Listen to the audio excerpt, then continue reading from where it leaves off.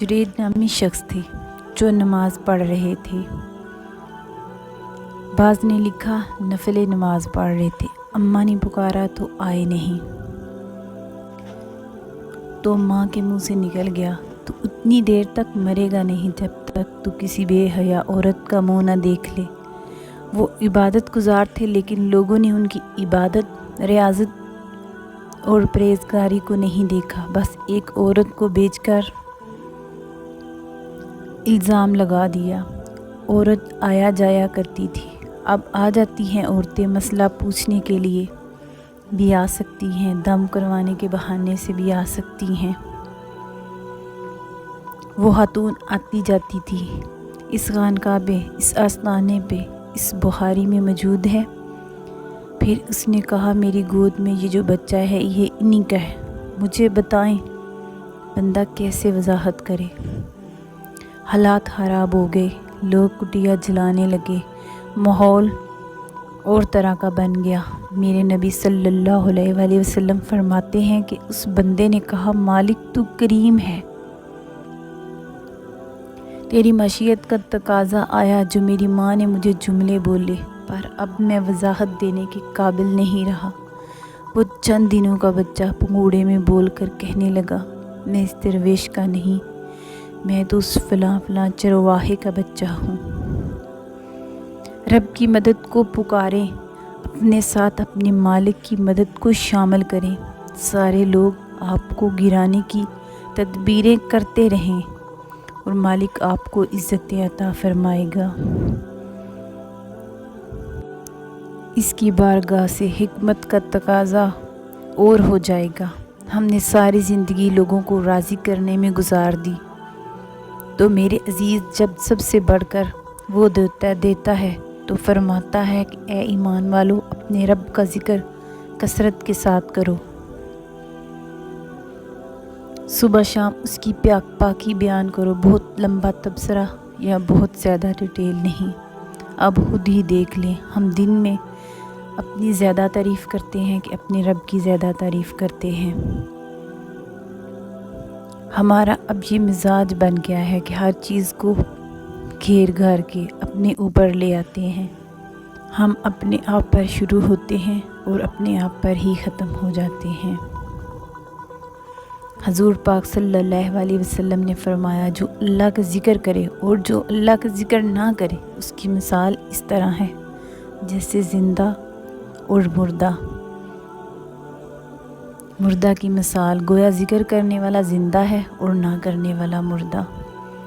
جس نے سارا دن رب کو یاد نہیں کیا، جس کو سارا دن خیال ہی نہیں آیا کہ آپ کہیں سفر پر نکلے ہوں یا آپ کے گھر میں کوئی سفر پر نکلے، تو آپ کے دل میں اس کا خیال کتنی دفعہ آتا ہے کہ کتنا ٹائم ہو گیا فون کر کے پتہ ہی نہیں کیا۔ یہ بھی ہو سکتا ہے آپ نے کسی کو بھیجا اور سارا دن اسے فون کر کے اس کا حال بھی نہ پوچھا ہو، تو یہ کہہ دیتا ہے کہ یار تم نے فون کر کے حال تک نہیں پوچھا۔ مجھے بتاؤ سارا دن گزر جائے ایک تسبیح بھی نہ پڑھی ہو، یہ نہیں سارا دن گزر جائے انسان ایک تسبیح سبحان اللہ کی بھی نہ پڑھ سکے، باقی ساری کہانیاں آتی ہوں، اسے سارا پتہ ہو، لیکن سارا دن بیت گیا، 24 گھنٹے گزر گئے، اسے اتنی توفیق بھی نہ ہوئی کہ 100 دفعہ مدینے والے رسول صلی اللہ علیہ وآلہ وسلم پر درود پڑھ لیتا۔ سارا دن گزر گیا، اس نے سوچا ہی نہیں۔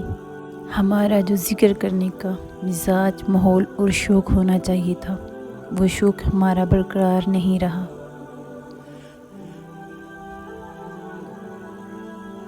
فارغ بیٹھے ہیں، لوگ بڑی بڑی دیر سے کہتے ہیں کہ میں بور ہو رہا ہوں، میں صبح سے فارغ تھا، کوئی تھوڑا سا سپارہ ہی پڑھ لینا تھا، مہربانی ہی کر لینی تھی، آپ نے ایک تسبیح استغفار کی پڑھ لینی تھی، کس طرح آپ بور ہو گئے؟ آپ نے سارا دن اللہ کو یاد ہی نہیں کیا۔ پھر آپ اللہ کا ذکر کریں، آپ اللہ کا ذکر کریں، جس صفاتی نام کے ساتھ کریں، اس کا معنی سمجھ کر کریں، یا رحمانو یا رحمانو یا رحمانو، جب آپ کہیں گے نا تو عرش کا مالک بڑی رحمتیں نازل فرمائے گا۔ جب آپ کہیں گے یا کریم ہو یا کریم ہو یا کریم، تو پھر وہ کرم کے دروازے کھول دیتا ہے۔ آپ کا ایک خاص رنگ ہو۔ میرے نبی پاک صلی اللہ علیہ وآلہ وسلم نے فرمایا، تو دنیا میں رہ کر بھی مجھ پر درود سلام بھیجو۔ پھر فرمایا، قیامت میں جب تمہارا گزر دشوار گزار گھاٹیوں سے ہوگا تو دنیا میں سکھ کے ساتھ پڑھا گیا درود سلام تمہارے لیے نور بن جائے گا، تمہیں راستہ دکھائے گا، درود سلام تمہیں ذوق دلائے گا۔ لیکن بڑھاپے میں جب دانت کام نہ کرتے ہوں تو